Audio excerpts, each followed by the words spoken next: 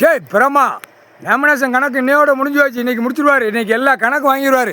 இன்றைக்கி கணக்கு வாங்கிட்டு கண்டார ஓலிமனாத்தா கவர்மெண்ட் வேலைக்கிறவனை பூரா பிதிக்கி எடுத்து போடுவார். பிதிக்கி உட்காந்துருக்காரு. கணக்கு தெரியலடா முட்டா குயிமனை. கணக்கு தெரியல, கணக்கு பார்க்கல. பூரா பேரும் பூரா நாசம் பண்ணி வச்சுட்டான். நிலப்பரப்போ பூரா நாசம் பண்ணி கந்தல் கோலமாக்கி விடிய விடிய வண்டிகளை போடுறா, கார்களை போடுறா. தயாரிங்கடா, பூரா ரோடு பாலம் போட்டு வச்சுருக்கோம், நீங்களாட்டு அடிங்கடான்னு விட்டுட்டேன். பிரியா எல்லாம் செக் பண்ணுவோம் ஒன்று விடாமல். இல்லை எலெக்ஷன் டயத்தில் இத்தனை லட்சம் கோடி இவ்வளோ கோடி பிடிக்கும் புளித்தியே மாதந்தோறும் பிடிக்க முடியாடா. அப்போ வித்தோட்டமாக விட்டு உட்காந்து ஆட்டுதியா? அந்த கேள்வி கேட்காரு. வித்தோட்டமாக விட்டுட்டு எலெக்ஷன் டயத்தில் மட்டும் பறக்கும் படையாம். அப்போ தேங்காய் சட்டி படையாம் முட்டா குயிமனை. இப்போ அலசி பிடிக்கல. இராணுவ வானரப்படை உள்ளே இறங்கல. வண்டி வாகனத்தில் பூரா என்னென்ன போகுதோ அந்த வண்டி அப்படியே சீஸ் பண்ணி இறக்கி அப்படியே எரிச்சிருவான். சரியா? அப்படியே எரிச்சிருவான். பூரா உயிர் பலி அறுக்கிறதுக்கு ஆடு மாடு பூரா எல்லா நாட்டுக்கும் இங்கேருந்து இந்தியாவிலேருந்து தள்ளுதான். டெல்லி டு தமிழ்நாடு, தமிழ்நாடு டெல்லி ஊடாலப்பட்ட மாநிலத்தில் பூரா அறுக்க தள்ளுதான். கண்டார் வலிமை அதை பூரா அந்த நேரம் அப்படியே காப்பாற்றி விட்ருவான்.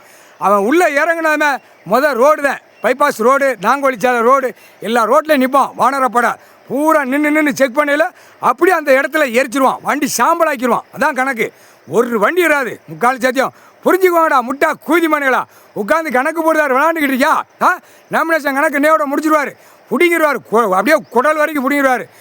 இப்போ பிடிங்கிடுவார் இன்னையோட.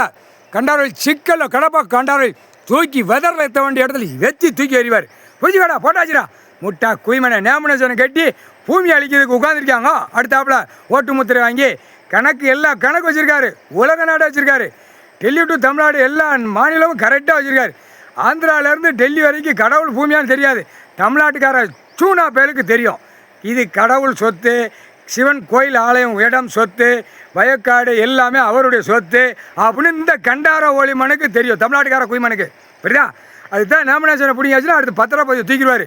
பத்திரப்பதிவு தூக்கி எழுத பினாமி எழுதுனவன் போனவன் வந்தவன் பொண்டாட்டி மாதிரி எழுது எல்லாம் தப்பு பண்ணி வச்சுருக்கா. அழகா ஓட்டி செயலரில் தள்ளிடுவாங்க. 13 கம்பி 13 செயலரை. அதுவும் தெருவா வீதி வீதியா. அந்த காலத்தில் மன்னர் ஆட்சியில் சேட்டவன்னா மொட்டை அடித்து கரும்புலி காதில் குத்தி எழுத்துட்டு போவான்.